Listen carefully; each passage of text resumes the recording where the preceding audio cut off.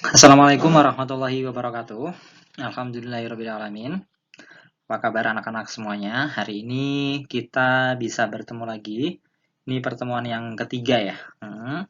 Pertemuan yang ketiga. Kemarin pertama-tama kita sudah membahas tentang pengertian tajwid, terus peletakan dasar ilmu tajwid, sumber dan muasal ilmu tajwid, kemudian dasar dan dalal penyusunan tajwid.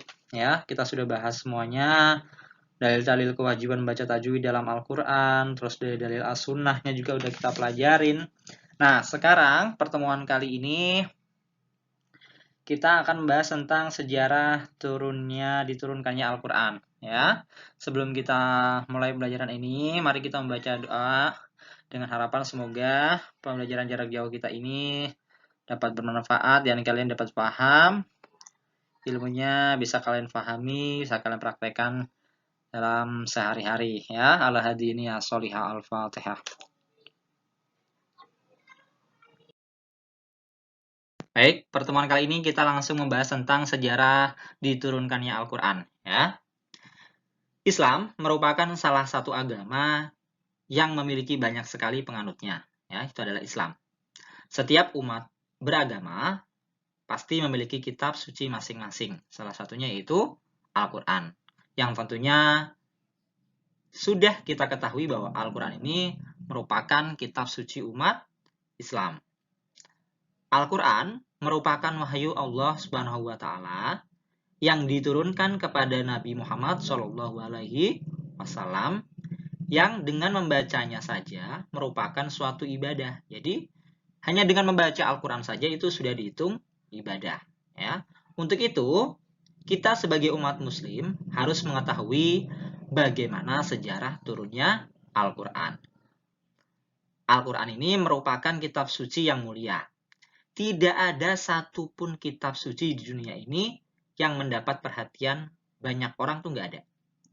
Wahyu Allah Subhanahu wa Ta'ala yang diturunkan kepada Nabi Muhammad SAW ini dikaji dari banyak segi. Tidak hanya tertuju pada hal-hal global, tapi juga hal-hal yang umum, ya.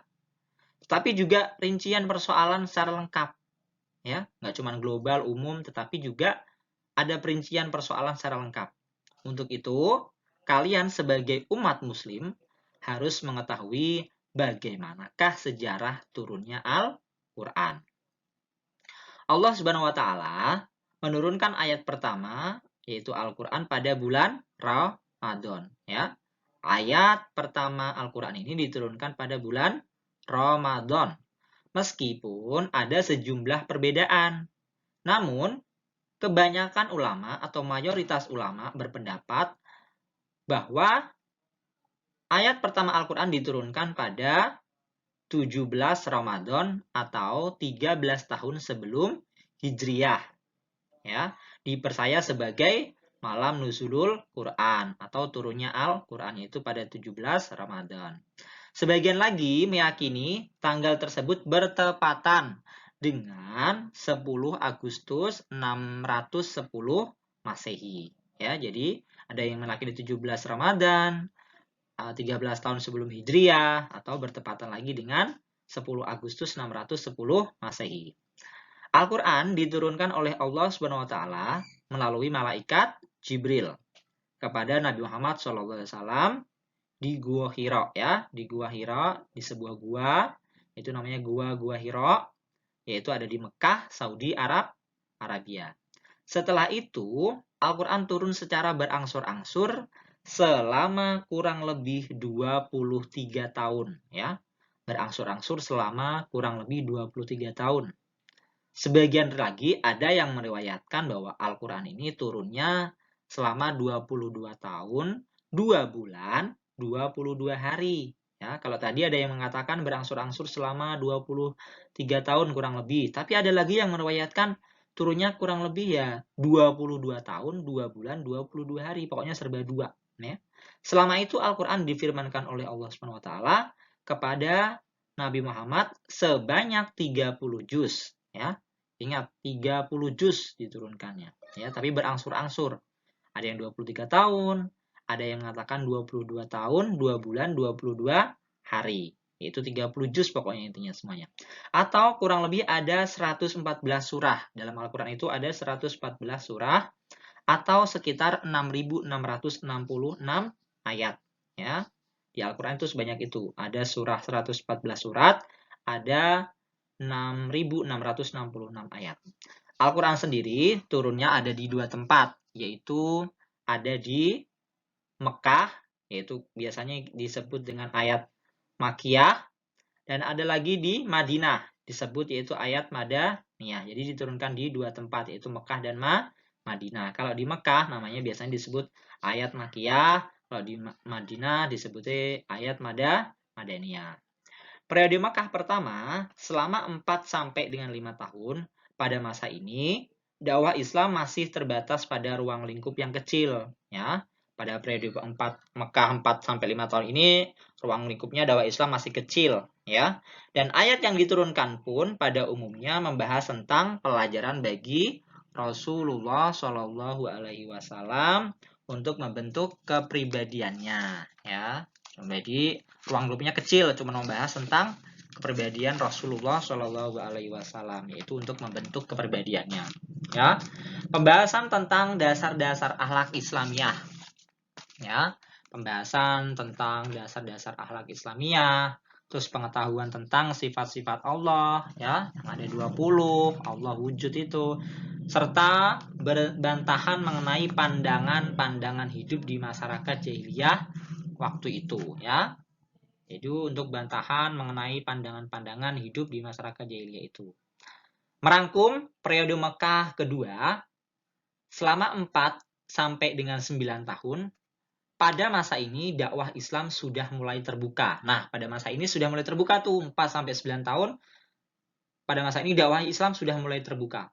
Masyarakat Mekah sudah mulai berpikir untuk menghalangi dakwah Islam, ya. Ayat-ayat yang diturunkan pada masa ini umumnya tentang kewajiban sebagai seorang muslim. Ya. Pembatasan tentang keesaan Allah SWT, pembahasan tentang hari kiamat, serta ancaman dan kecaman kepada orang musyrik yang mempunyai perilaku buruk, ya. Nah, saat ini sudah mulai luas tuh pembahasannya, ya. Nah, periode Madinah selama 10 tahun, Rasulullah SAW mulai hijrah dari Mekah ke Madinah. Ini di periode Madinah 10, selama 10 tahun ya. Nah, Rasulullah, Nabi Muhammad sudah mulai hijrah dari Mekah ke Madinah. Dan masyarakat sekitar mulai terbentuk keimanannya. Nah, sejak saat itulah masyarakat sudah mulai terbentuk keimanannya. Di sana, masyarakat Yahudi dan Islam hidup berdampingan, rukun. Di sana Yahudi sama Islam berdampingan pada masa itu. Namun seiring berjalannya waktu, kaum Yahudi pun mulai ikut menentang dakwah Nabi Muhammad SAW. Nah, tapi berjalannya waktu, tiba-tiba mereka mulai ikut menentang dakwah Nabi Muhammad SAW. Seperti yang telah dijelaskan sebelumnya, bahwa ayat-ayat Al-Quran ini diturunkan secara berangsur-angsur. Pada saat itu kertas belum ada di Arab, ya. Pada saat itu belum ada kertas di Arab. Meskipun sudah ditemukan di Cina, ya, pada saat itu sudah ditemukan di Cina, Nabi Muhammad SAW tidak bisa membaca dan menulis, ya. Nabi Muhammad itu ummi, ya. Ummi itu yang nggak bisa membaca dan menulis itu namanya ummi, ya. Para sahabat lalu menghafalkannya di luar kepala, ya. Dihafalkan di luar kepala, dia hafal, dia lancar. Bagi yang bisa menulis, diminta untuk menuliskannya di atas kulit pohon, batu, kain, ya, kulit hewan, dan lain sebagainya. Itu untuk yang bisa menulis ya disuruh nulis di kulit pohon, batu, kain, kulit hewan, dan lain sebagainya. Nah, untuk menjaga kemurnian Al-Quran, setiap tahun malaikat Jibril bersama Rasulullah SAW selalu mengulang hafalan Al-Quran, ya. Bahkan di tahun terakhir menjelang wafatnya, Nabi Muhammad SAW bersama malaikat Jibril mengulang hafalannya sebanyak 2 kali. Sampai segitunya itu untuk menjaga kemurnian Al-Quran. Kalau yang bisa nulis ya disuruh nulis, yang hafal ya disuruh menghafalkannya. Ya, bahkan sampai Nabi pun ketika mau meninggal, beliau masih mengulang hafalannya 2 kali bersama malaikat Jibril, ya, mengulang hafalannya sebanyak 2 kali. sampai segitunya untuk menjaga kemurnian Al-Quran. Ya. Selanjutnya adalah tentang sejarah diturunkannya Al-Quran, yaitu tentang pembukuan Al-Quran. Nah, pembukuan Al-Quran pertama kali dilakukan pada masa Abu Bakar As-Siddiq. Ya, pertama kali Al-Quran dibukukan itu pada masa Abu Bakar As-Siddiq. Atas usulan siapa? Yaitu atas usulan dari Umar bin Khattab. Hal ini terjadi karena Umar khawatir kemurnian Al-Quran karena dari sedikit daripada para penghafal yang mati syahid karena ikut berperang, ya. Karena sahabat Umar bin Khattab khawatir yang hafal Al-Quran ini pada meninggal dunia pada waktu perang, ya. Pada waktu perang mereka pada meninggal mati syahid karena ikut perang, ya. Jadi sahabat Umar mempunyai ide untuk membukukan Al-Quran, kemudian dilakukan oleh Abu Bakar, ya, untuk menjaga kemurnian Al-Quran. Pembukuan itu dipimpin oleh Zaid bin Sabit dengan cara mengumpulkan ayat-ayat yang sudah pernah ditulis oleh para sahabat di batu tadi, terus di kain, kulit pohon, kulit hewan, dan lain sebagainya. Tadi kan yang bisa menulis dia disuruh menulis di pohon lah, di kulit hewan, di batu, ya kan? Nah, hasil dari hal tersebut adalah pembukuan resmi Al-Quran yang pertama kalinya. Al-Quran yang sudah disatukan menjadi buku tersebut lalu disimpan oleh Abu Bakar As-Siddiq sampai ia meninggal dunia. Disimpan oleh Abu Bakar As-Siddiq sampai meninggal dunia. Setelah itu disimpan oleh Umar sampai ia meninggal dunia. Ya, setelah Abu Bakar kemudian disimpan oleh Umar kan, dan diteruskan oleh anaknya yaitu Hafsah. Ya. Pada masa Khalifah Utsman bin Affan, Al-Quran pertama kalinya digandakan. Ya, jadi pertama kali Al-Quran digandakan itu adalah pada masa Khalifah Utsman bin Affan. Ya, itu pertama kali Al-Quran digandakan. Digandakan itu dibanyakin, didistribusikan dan distribusikan itu ya. Hal ini terjadi karena Islam sudah tersebar luas sampai ke Iran. Setelah itu, penggandaan dan pendistribusian Al-Quran kembali dilanjutkan oleh Hudzaifah bin Yaman, ya. Kalau kalian ketahui siapa saja, pokoknya harus kalian ketahui. Selanjutnya, Al-Quran diturunkan secara berangsur-angsur dalam masa 22 tahun tadi, 2 bulan 22 hari atau kurang lebih 23 tahun, 13 tahun di Mekah dan 10 tahun di Madinah. Hikmahnya apa? Hikmah Al-Quran diturunkan secara berangsur-angsur diantaranya adalah sebagai berikut. Ya. 1. Agar lebih mudah dimengerti dan dilaksanakan. Maksudnya bagaimana? Orang akan enggan melaksanakan suruhan dan larangan sekiranya suruhan dan larangan itu diturunkan sekaligus banyak. Hal ini disebut oleh Al-Bukhari dari riwayat Aisyah. Jadi sama seperti kalian ketika kalian dikasih tugas langsung banyak, kalian pasti nggak ogah-ogahan, malas-malasan, banyak banget sih tugasnya, sama ya. Jadi makanya dikasih tugas dikit-dikit, kasih tugas sedikit-sedikit biar mau melaksanakan ya. Seperti halnya ini, agar lebih apa? Agar lebih mudah dimengerti dan dilaksanakan. Makanya itu kita belajarnya pun sedikit-sedikit ya, nggak banyak, kasih tugas pun sedikit-sedikit, belajarnya pun dikit-dikit, biar ngafalinnya pun dikit-dikit ya. Jadi enak, nggak males-malesan ya. Itu adalah hikmahnya agar lebih mudah dimengerti dan dilaksanakan. Yang kedua, di antara ayat-ayat Al-Quran tersebut ada yang namanya nasih dan juga ada yang namanya mansukh sesuai dengan kemaslahatan. Nah, ini tidak dapat dilakukan sekiranya Al-Quran diturunkan sekaligus. Kalau sampai Al-Quran diturunkan sekaligus, nggak bakal bisa. Ini menurut pendapat yang mengatakan adanya nasih dan mansukh. Turunnya sesuatu ayat sesuai dengan peristiwa-peristiwa yang terjadi akan lebih mengesan dan lebih mempengaruhi hati. Ya. Kenapa ada ayat nasih dan mansukh? Iya, kalau diturunkan sesuai per ayatnya, sesuai kejadian-kejadiannya, maka ini akan lebih mengena ke hati. Jadi, dikasih ibarat kata kamu dikasih nasihat, pakai nasihat ini sesuai kejadiannya, nah itu akan lebih mengena ke hati. Ya, seperti halnya seperti itu. Jadi, ada ayat-ayat nasih mansukh, diturunkannya berangsur-angsur ya karena sesuai. Jadi, ayat Al-Quran itu diturunkan wahyu itu ketika ada kejadian ini baru diturunkan, ketika ada kejadian ini baru diturunkan. Nah, itu lebih mengena ke hati dan lebih mudah diingat. Seperti kalian aja ketika dinasehatin, ada sesuatu terjadi sama kalian, kalian dinasehatin pasti ingat pada hal itu ya. Nah, itu adalah hikmahnya ya. Di antara tersebut nasai dan mansub. Yang selanjutnya adalah memudahkan penghafalan, ya, memudahkan dihafal. Maksudnya bagaimana? Orang-orang musyrik yang telah menanyakan mengapa Al-Quran tidak diturunkan sekaligus, ini adalah untuk menjawab. Ada orang musyrik yang bertanya seperti itu. Mengapa Al-Quran tidak diturunkan sekaligus? Sebagaimana tersebut dalam Al-Quran, surah Al-Furqan ayat 32, yaitu yang artinya mengapakah Al-Quran tidak diturunkan kepadanya sekaligus? Kemudian dijawab di dalam ayat itu sendiri, demikianlah dengan cara begitu kami hendak menetapkan hatimu. Ya, jadi nempel di hati, nempel di pikiran, mudah diingat. Ya, kenapa nggak diturunkan langsung banyak, gitu langsung 30 juz? Ya susah untuk diingat kalau begitu ya. Tapi kalau sedikit-sedikit, ya sedikit-sedikit mudah untuk diingat ya, mudah untuk menghafalkannya. Sama seperti kalian ketika kalian saya suruh menghafal ayat ya paling 5 ayat dulu, besoknya lagi 5 ayat lagi, 5 ayat lagi. Nah, itu lebih mudah ya. Nggak mungkin langsung satu ayat, susah. Kata gitu, satu surat ya, susah. Di antara ayat-ayat itu ada merupakan jawaban dari pertanyaan atau penolakan suatu pendapat atau perbuatan ya.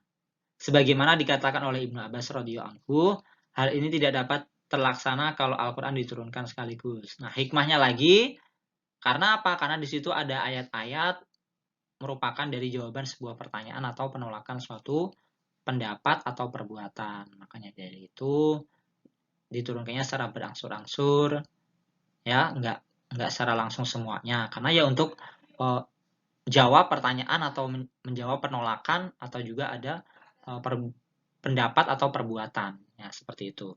Sebagai umat muslim, tentunya kita harus mengetahui sejarah singkat turunnya Al-Quran dan tentunya kita harus dapat mengamalkannya di setiap kehidupan yang kita jalani agar senantiasa menjadi pribadi yang lebih baik lagi. Semoga informasi ini dapat bermanfaat untuk kita semua yang mendengarnya kali ini dan ikut belajar kali ini dan juga membaca LKS-nya masing-masing ya. Amin ya robbal alamin.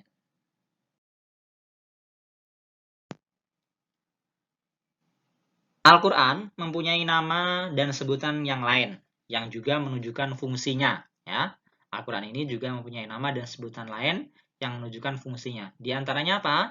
Nama-nama Al-Quran yang disebutkan dalam ayat-ayat Al-Quran adalah sebagai berikut. Satu ada Alkitab, Al-Furqan, Az-Zikr, Al-Mau'izah, At-Tanzil, Al-Hikmah, Asy-Syifa, Al-Huda, dan Ar-Rahmah, dan juga Al-Bayan. Nah, kalau Alkitab, Al-Quran juga disebut Alkitab karena apa? Karena sinonim baginya. Penamaannya dengan Al-Quran dan Alkitab, dua nama yang paling populer, mengisyaratkan bahwa kitab suci Al-Quran haruslah dipelihara melalui dua cara secara bersamaan.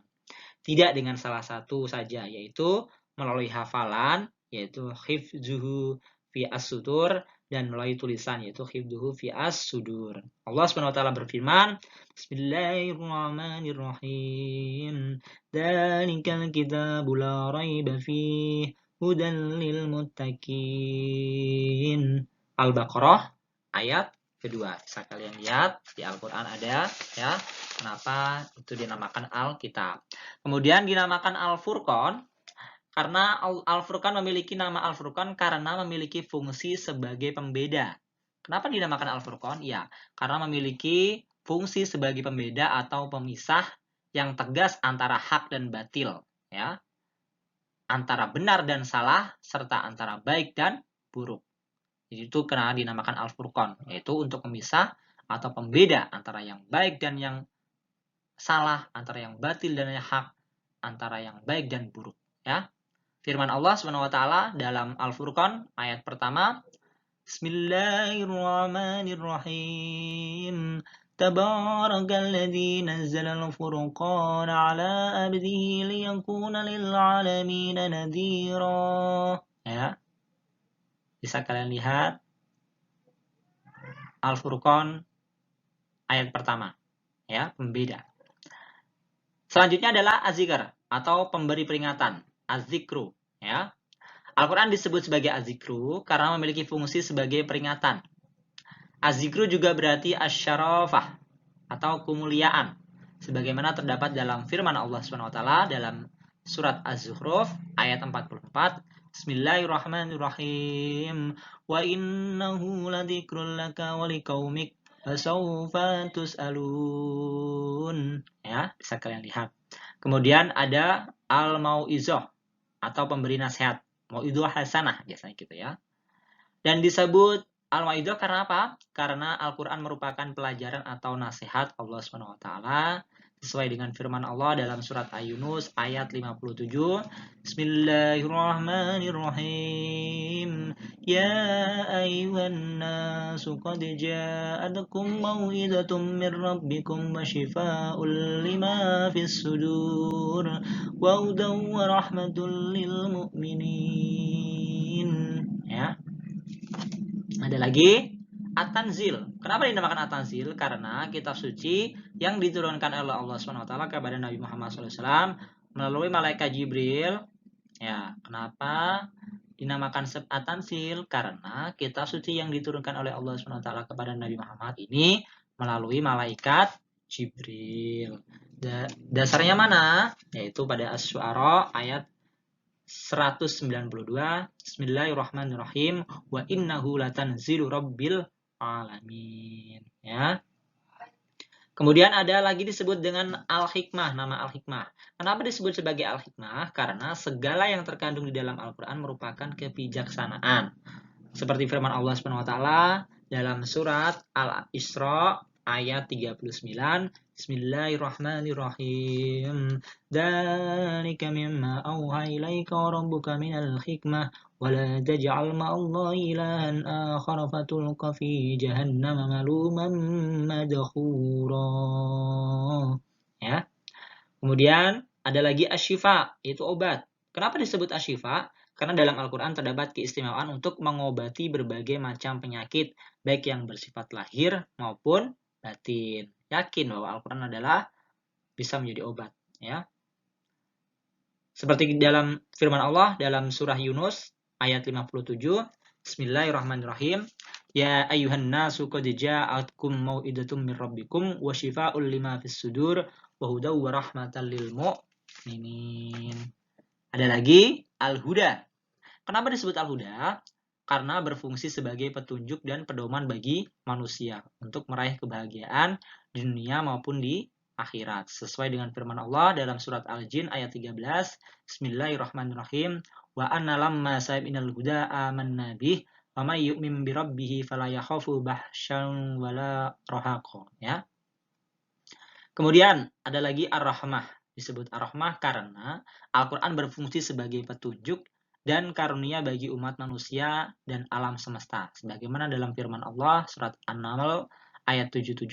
Bismillahirrahmanirrahim. Wa innahu laudaw wa rahmatul lil mu'minin.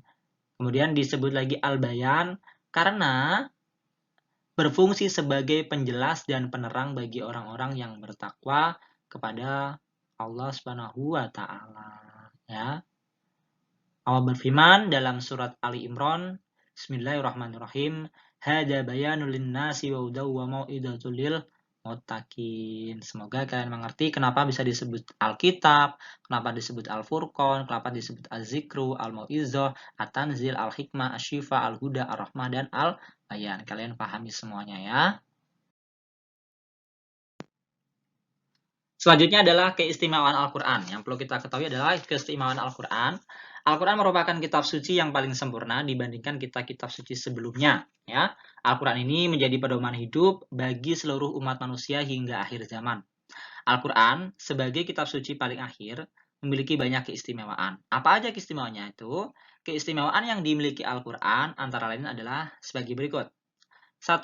Al-Quran ini merupakan kitab suci paling akhir yang diturunkan oleh Allah SWT kepada umat manusia. Artinya apa? Tidak ada lagi kitab suci atau risalah setelah turunnya Al-Quran. Gak ada lagi, cuma Al-Quran doang yang terakhir. Ya, itulah hikmah istimewaannya. Kedua, Al-Quran merupakan penyempurnaan sekaligus penguji kebenaran dari kitab-kitab suci sebelumnya. Jadi, ini adalah Al-Quran diturunkan terakhir ini keistimewaannya adalah merupakan penyempurna sekaligus penguji kebenaran dari kitab-kitab suci yang sebelum Al-Quran. Selanjutnya, Al-Quran terjaga kemurniannya dan kesuciannya dari tahrif. Tahrif itu apa? Tahrif itu perubahan. Dan juga tabdil, yaitu penggantian. sehingga tetap terpelihara hingga hari akhir nanti, ya. Tetap terjaga Al-Qur'an ini. Itu keistimewaan Al-Qur'an. Keistimewaan Al-Qur'an itu terjaga dari yang namanya perubahan, terjaga dari yang namanya penggantian, ya. Tidak bisa dirubah Al-Qur'an itu, tidak bisa diganti, ya. Murni, asli, suci, ya. Sudah dijamin sama Allah seperti dalam surah Al-Hijr ayat 9, Bismillahirrahmanirrahim, Inna nahnu nazzalna dzikra wa inna lahu lahafidun, ya. Sesungguhnya kamilah yang menurunkan Al-Qur'an dan pasti kami pula yang memeliharanya. Itu adalah janji Allah Subhanahu wa taala, ya. Selanjutnya, Al-Qur'an menjelaskan seluruh aspek kehidupan dan ketentuannya untuk seluruh umat manusia sebagai sampai akhir zaman, ya. Al-Qur'an ini di dalamnya banyak menjelaskan seluruh aspek kehidupan, apapun dijelaskan, ketentuannya dijelaskan, hukum-hukumnya, batas-batasannya, semua masalah ada aja solusinya, semuanya ada, ya. Seluruh umat manusia sampai akhir zaman, dari dulu sampai sekarang sampai akhir zaman, ya. Selanjutnya adalah berita Al-Qur'an pasti benar. Al-Qur'an itu pasti benar dan hukumnya adil, ya. Allah Subhanahu wa taala berfirman dalam surah Al-An'am 115, Bismillahirrahmanirrahim, wa tammat kalimatu rabbika sidqan wa adla la mubaddila li kalimatih wa huwas samiul alim, ya. Semoga kalian paham, ya. Adalah Al-Qur'an ini merupakan kitab suci yang paling akhir yang diturunkan dan banyak-banyak keistimewaannya, ya. Semoga kalian bisa memahaminya. Berbeda dengan kitab-kitab sebelumnya, Al-Qur'an berlaku untuk seluruh umat manusia sepanjang masa dan di belahan jiwa, di belahan bumi manapun, ya. Berbeda pokoknya Al-Qur'an ini nggak sama dengan kitab-kitab manapun, ya. Sangat-sangat istimewa, ya. Selain keistimewaan tadi yang sudah kita bahas, ya, terdapat juga bukti-bukti akli yang menunjukkan bahwa Al-Qur'an ini merupakan kalam Allah. Bukti-bukti akli yang menunjukkan bahwa Al-Qur'an adalah merupakan kalam Allah Subhanahu wa taala, yaitu yang pertama adalah, ya, tidak ada satupun yang mampu membuat satu ayat yang sepadan dengan Al-Qur'an. Meskipun orang tersebut fasih dalam berbahasa Arab. Mau dia jago bahasa Arab kayak, mau dia apa, nggak bakalan bisa bikin satu ayat yang sepadan dengan Al-Qur'an tuh nggak bakalan bisa. Nggak bakal mampu siapapun, ya. Dari dulu sampai sekarang nggak akan ada yang bisa, ya. Tidak ada satupun. Itu adalah sebagai dalil atau bukti-bukti akli yang menunjukkan bahwa Al-Qur'an itu adalah merupakan kalam Allah. Asli, benar-benar kalam Allah. Jadi tidak akan ada yang bisa menirukan atau yang membuat atau yang memalsukan, nggak akan ada bisa. Nggak akan ada yang bisa menyepadani, ya, ayat-ayat Al-Qur'an meskipun dia fasih dalam berbahasa Arab. Kemudian yang kedua adalah gaya pengungkapan Al-Qur'an memiliki gaya yang sama-sama indah dari ayat pertama yang turun maupun ayat yang turun paling akhir. Mau ayat pertama maupun ayat yang akhir, semua gaya ungkapannya sangat indah, ya. Nggak ada yang bisa menyamakan. Indah sekali, sopan, lembut, ya, halus.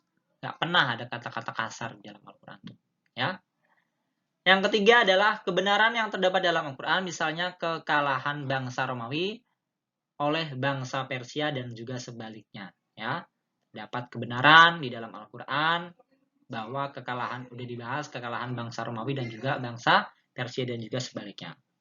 Yang terakhir, Al-Qur'an menjelaskan tentang sains, ya. Al-Qur'an ini menjelaskan tentang sains yang kebenarannya teruji secara ilmiah. IPA, kalau kita belajar IPA, ya. Al-Qur'an menjelaskan tentang sains yang kebenarannya teruji secara ilmiah. Apa aja? 1, Al-Qur'an menerangkan kosmos yang terus mengembang, ya. Al-Qur'an juga ada, ya. Al-Qur'an menerangkan kosmos yang terus mengembang tuh ada. Firman Allah Subhanahu wa taala dalam surat Az-Zariyat ayat 47, bisa kalian cek di Az-Zariyat, ya, surat Az-Zariyat ayat 47.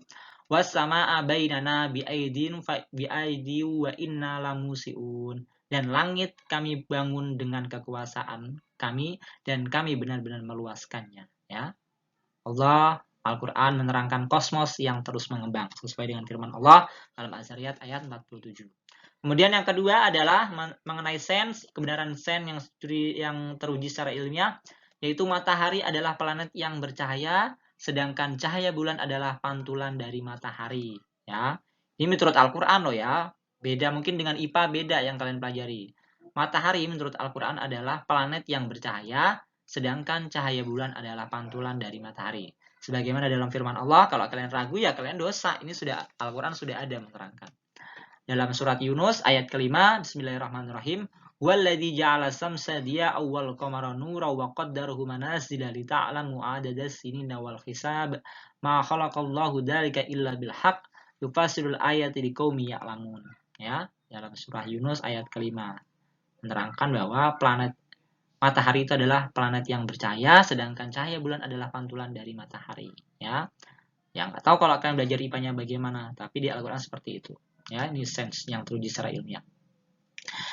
Kemudian yang terakhir adalah peristiwa fotosintesis yang melibatkan klorofil atau zat hijau daun.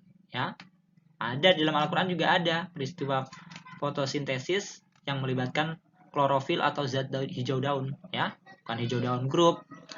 Allah Subhanahu Wa Taala berfirman dalam surat Yasin ayat 80.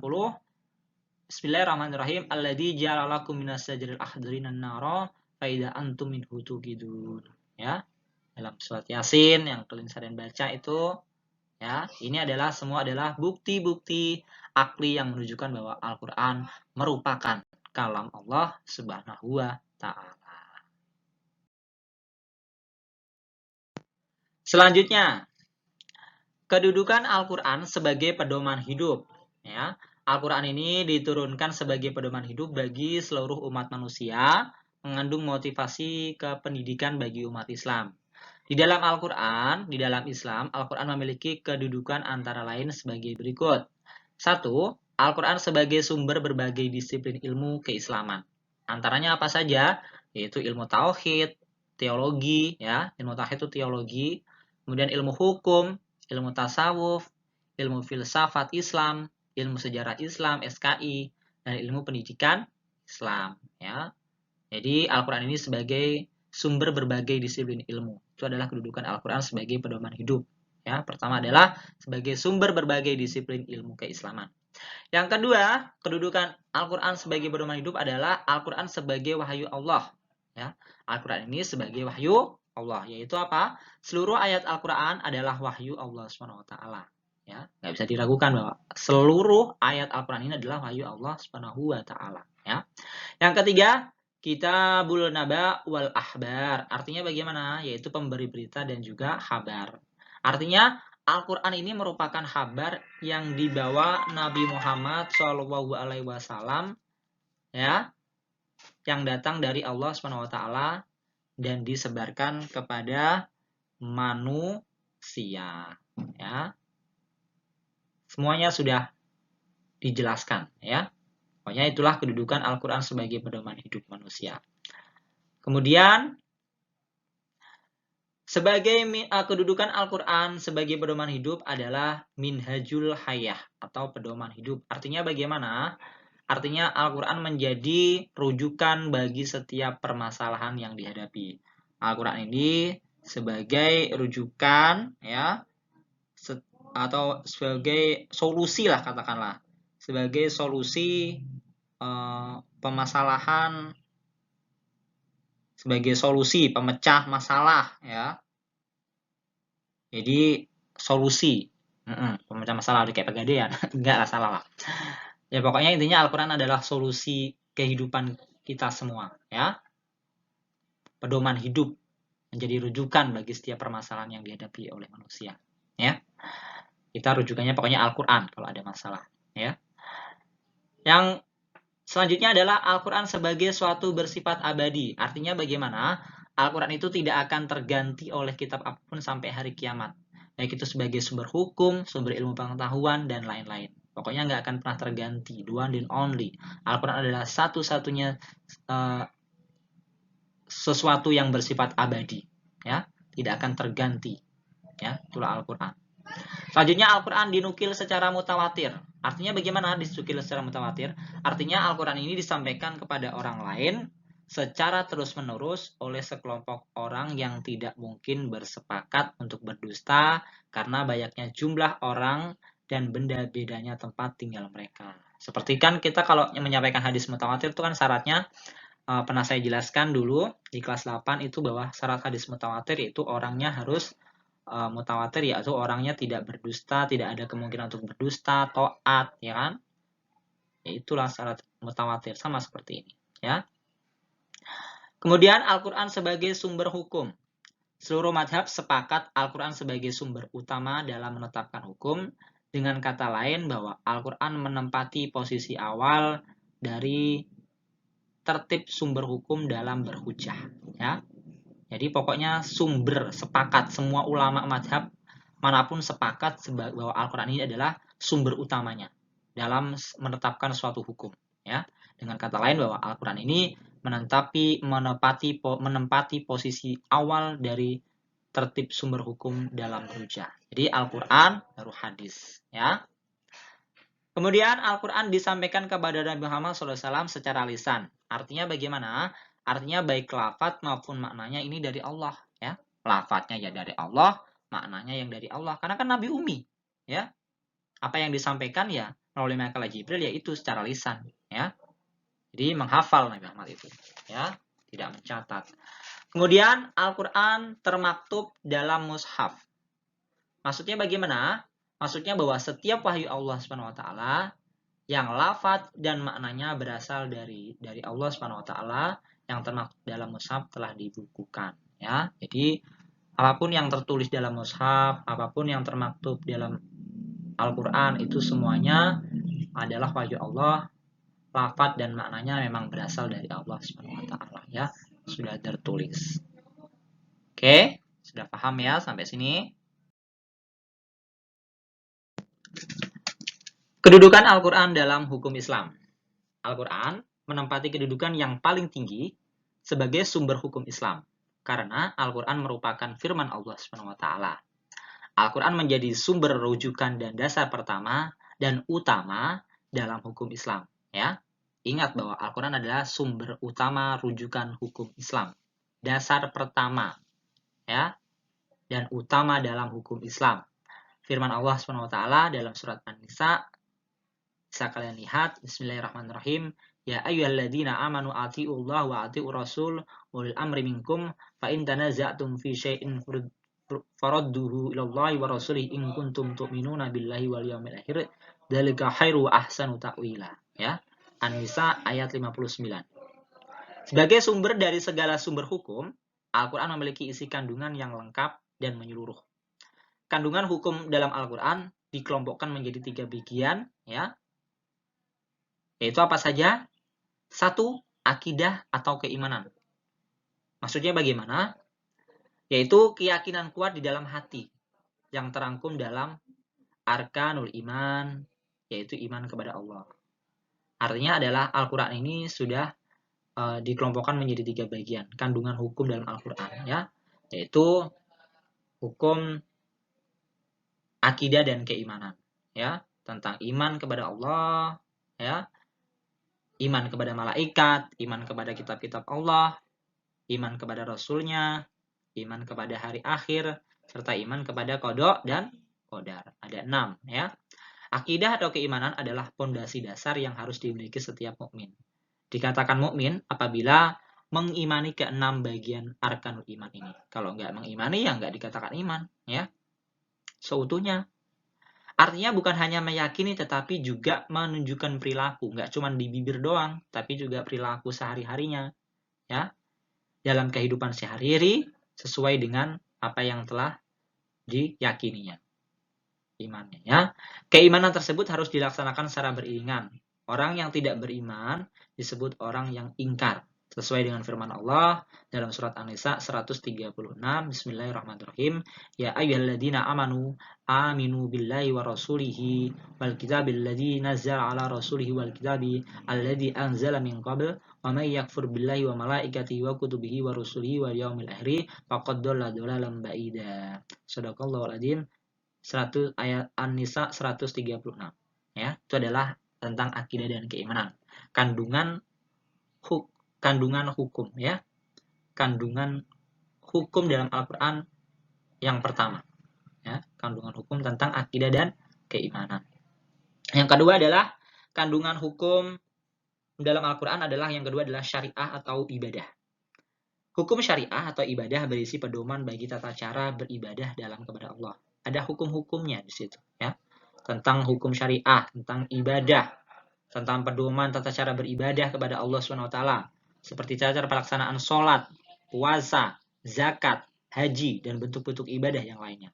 Hukum syariah juga mengatur tata cara berinteraksi dengan secara baik seperti hukum dalam jual beli, mewaris, ahli waris, ya, munakahah, nikahan, hukum nikah, hukum pidana, serta hukum-hukum yang lainnya. Itu syariah dan ibadah. Ya, sudah ada ketentuan-ketentuan hukum di situ, kandungan-kandungan hukum dalam Al-Quran itu sudah ada. Tadi ada tentang akidah, keimanan kita, ya, ada hukum-hukum tentang akidah dan keimanan, kemudian ada kan hukum tentang syariah dan juga ibadah, ya. Kalau syariah itu yang berhubungan dengan ibadah, sholat, zakat, haji, dan lain-lainnya, ibadah yang lain. Kemudian kalau syariahnya, ibadah syariahnya, hukum syariahnya mengatur berinteraksi, ya, antar secara sesama, ya, jual beli, munakahah, itulah, ya, kalau ibadah yang tadi. Kemudian akhlak atau budi pekerti. Al-Quran juga berisi hukum tentang akhlak, ya. Ada hukumnya juga tentang akhlak. Al-Quran membahas tentang hukum akhlak juga. Al-Quran menjadi penunjuk bagi jalan manusia dalam berakhlak secara lisan maupun perbuatan. Al-Quran menuntun manusia memiliki akhlak yang baik bukan hanya kepada Allah SWT, nggak cuma kepada Allah yang Maha Esa, tetapi kepada sesama manusia dan alam sekitar. Habluminallah wa habluminan nas. Misalnya seperti yang tercantum dalam Nisa ayat 29 yang menuntun manusia untuk berakhlak baik kepada sesama makhluk Allah, ya. Pada sesama makhluk Allah kita juga harus bersikap baik. Firman Allah dalam Quran surah An-Nisa ayat 29, Bismillahirrahmanirrahim. Ya ayyuhalladzina amanu la ta'kulu amwalakum bainakum bil batili illa an takuna tijaratan antara minkum wa la taqtulu anfusakum innallaha kana bikum rahima. Ya, An-Nisa ayat 29. Kalian bisa pahami di situ kedudukan Al-Quran dalam hukum Islam, ya. Terus kandungan hukum Islam itu dibagi menjadi 3 kelompok tadi, ya. Di dalam Al-Quran sudah diterangkan ada akidah, syariah atau ibadah, akhlak atau budi pekerti, ya. Semoga kalian pahami sedikit-sedikit dan bisa kalian terapkan dalam kehidupan sehari-hari. Akhlak terhadap Al-Quran sebagai sumber hukum Islam. Hukum-hukum yang terkandung di dalam Al-Quran wajib diikuti dan dijalankan oleh semua umat manusia sepanjang hidupnya. Ya, sekali lagi, hukum-hukum yang terkandung di dalam Al-Quran itu wajib kita ikuti dan kita jalankan sebagai umat manusia sepanjang hidup kita. Ya, hukum-hukum tersebut harus selalu menjadi rujukan pertama, ya, untuk menyelesaikan berbagai perkara. Karena itu, setiap mukmin memiliki kewajiban untuk mempelajari Al-Quran dengan beberapa cara seperti berikut. 1, yaitu dengan cara membaca. Membaca Al-Quran menjadi kewajiban bagi setiap muslim. Dengarkan baik-baik, membaca Al-Quran menjadi kewajiban bagi setiap muslim. Setiap membaca Al-Quran akan mendapatkan kebaikan. Allah SWT memuliakan orang-orang yang gemar membaca Al-Quran dengan tartil, ya, dengan pelan, dengan ilmu tajwid, ya. Aisyah radhiyallahu anha berkata, Rasulullah SAW bersabda, Al-mahiru bil Qur'ani ma'asyafaratil kiramil bararati walladzina yaqra'ul Qur'ana wa yata'u fihi wa huwa alaihi syaqqul lahu ajran. Rawahu Bukhari Muslim. Orang-orang yang baca Al-Quran dengan fasih dan lancar akan dikelompokkan dengan orang-orang yang mulia. Orang yang membaca Al-Quran dengan tidak lancar, namun ia tetap berupaya untuk membacanya, maka ia akan mendapat 2 pahala. Hadis riwayat Bukhari Muslim. Nah, ya, yang bacanya lancar, hafal lancar, bagus, dikelompokkan sama orang-orang mulia. Nah, sekarang yang orang yang nggak lancar pun tetap, dan dia tetap mau berusaha membaca, ya, walaupun dia nggak bisa, tapi dia tetap berusaha, dia akan mendapatkan 2 pahala. Pahalanya apa? Pahala dia mau berusaha bersusah payah membaca, kemudian pahala membaca, ya, seperti yang kita jelaskan dalam kelas 8. Yang kedua yaitu akhlak terhadap Al-Quran sebagai sumber Islam, ya. Yang pertama adalah untuk, ya, Karena itu setiap muslim memiliki kewajiban untuk menjalani Al-Quran dengan berbagai cara, antaranya yaitu merenungi, memahami, dan mendalami makna kandungan Al-Quran. Guna mengamalkan kandungan Al-Quran, setiap muslim harus mempelajari isi kandungan Al-Quran. Mempelajari Al-Quran bukan sekedar membaca, ya, tapi dengan merenungi, memahami, mendalami makna dari setiap ayat-ayat yang dibaca. Dengan merenungi, memahami, dan mendalami makna Al-Quran, seorang muslim dapat mengamalkannya dengan kehidupan. Akan tetapi, perenungan tersebut bukan berarti boleh menafsirkan sendiri isi kandungan Al-Quran. Jadi, tentang mendalami, terus ini nggak boleh nafsirin seenaknya dewek ya. Harus tetap pakai guru dan belajar. Ya. Nggak cuma dibaca, tapi juga harus direnungi, dipahami, dan juga mendalami makna Al-Quran. Itu salah satunya dengan belajar Al-Quran hadis. Baca terjemahannya kalau pengen ngerti setiap ngaji ya per ayatnya. Yang terakhir adalah mengambil nasihat dan mengamalkannya. Hasil dalam mempelajari Al-Quran adalah seseorang dapat mengambil manfaat dan mengamalkannya sebagaimana dalam kehidupan. Ya, mengamalkannya di kehidupannya sehari-hari, mengambil manfaat, dan kemudian mengamalkannya. Allah berfirman dalam surah Asy-Syad ayat 29, Bismillahirrahmanirrahim. Kitabun anzalnahu ilaika mubarakul liyatadabbaru ayatihi wa liyatadzakkara ulul albab. Ya, demikianlah yang kita pelajari hari ini. Semoga bermanfaat bagi kita semua.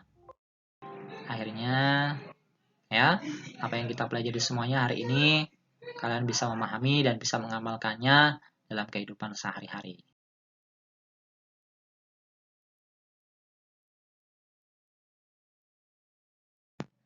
Akhirnya kita sampai di penghujung ya.